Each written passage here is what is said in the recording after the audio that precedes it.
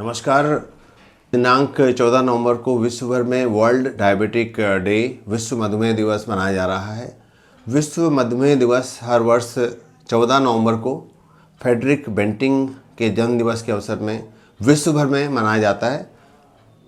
यह एक बहुत ही महत्वपूर्ण उपलब्धि रही जब फ्रेडरिक बेंटिंग ने चार्ल्स बेस्ट के साथ मिलकर इंसुलिन की खोज की और वर्ष 1923 में उन्हें इस विशेष आविष्कार के लिए, इंसुलिन की खोज के लिए नोबेल पुरस्कार से नवाजा गया।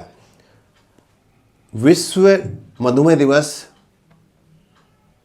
2025 की थीम है diabetes across the life stages, और ये थीम हम सभी को जागरूकता बढ़ाने के लिए प्रेरित करती है और जीवन शैली में वांछित बदलाव करते हुए एक डायबिटीज़ के साथ जीवन जीने की कला को प्रेरित करती है। मैं इस अवसर पर आदरणीय डॉक्टर एस के गुप्ता सर, आदरणीय डॉक्टर निपुण सर, आदरणीय डॉक्टर डिम्पल मैम का भी स्वागत करता हूं और रिक्वेस्ट करता हूं डॉक्टर एस के गुप्ता सर से कि विश्व मधुमेह दिवस के अवसर पर एक विशेष संदेश दें।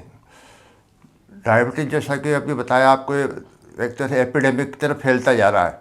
अभी चाइना सब पे टॉप पे है, इसके बाद भारत का नंबर आता है, तो भारत जल्दी ये चाइना को सरपास कर रख जाएगा अगर यही स्थिति रही तो। डायबिटीज़ मुख्य रूप से खून की नलियों की बीमारी है। इससे खून की नलियाँ डैमेज हो जाती है तथा खून का प्रभाव रुक जाता है। इसलिए जहाँ जहाँ खून की नलियाँ हैं वहाँ वो अंग इससे प्रभावित होते हैं, जैसे ब्रेन है, आँखें हैं, किडनी है, पैर हैं। तो जहाँ खून बंद होने से क्या गैंग्रीन हो जाती है, आँखों में रेटिनोपैथी हो जाती है, किडनी में नेफ्रोपैथी हो जाती है। तो इसलिए डायबिटीज़ को टाइम पे डिटेक्ट करना, कंट्रोल करना बहुत ज़रूरी है।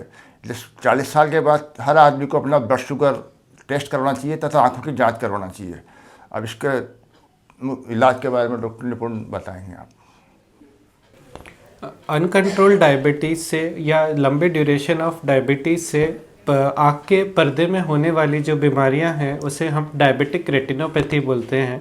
डायबिटिक रेटिनोपैथी में हमारी जो रक्त की जो कोशिका हैं उनकी ऑक्सीजन कैरिंग कैपेसिटी कम हो जाती है, तो शरीर खून की नई नली बनाता है जो कि बहुत वीक होती है और उससे रक्त स्त्राव और पर्दे में खून की नली का लीकेज से सूजन होना बहुत हो जाता है, जिससे कि मरीज को धुंधला दिखाई देता है। तो इसके उपचार के लिए हम ये चीज़ आगे नहीं बढ़े तो हम एंटी VEGF इंजेक्शन और PRP लेज़र, जिसे कि पैन रेटिनल फोटोकोगुलेशन लेज़र करते हैं।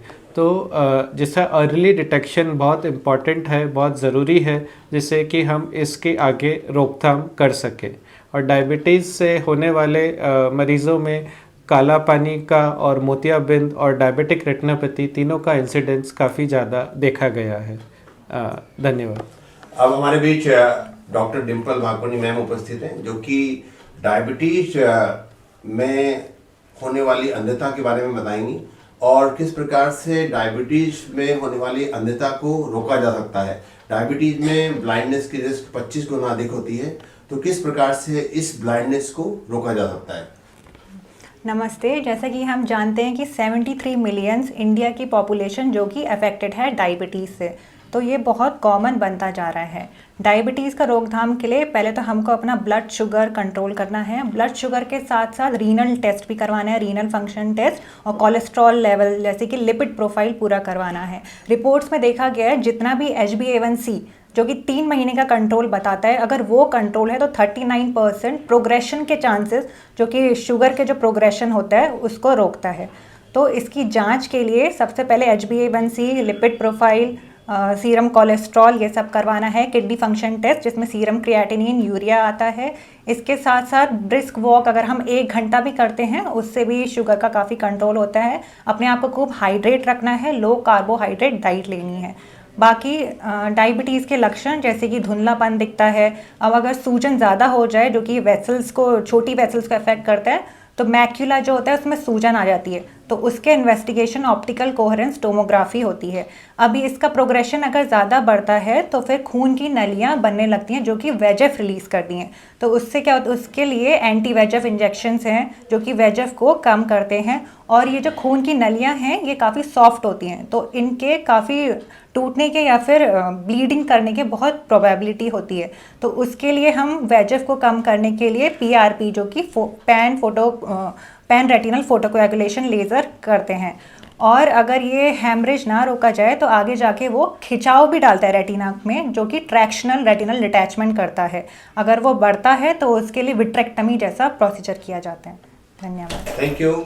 आइए हम सभी वर्ल्ड डायबिटिक डे 14 नवंबर के अवसर पर डायबिटीज से लड़ने का संकल्प लें। और जिन व्यक्तियों को डायबिटीज है वे व्यक्ति साल में 2 बार दवा डालकर रेटिना विशेषज्ञ से अपने पर्दे की यानी कि रेटिना की जांच अवश्य कराएं। धन्यवाद।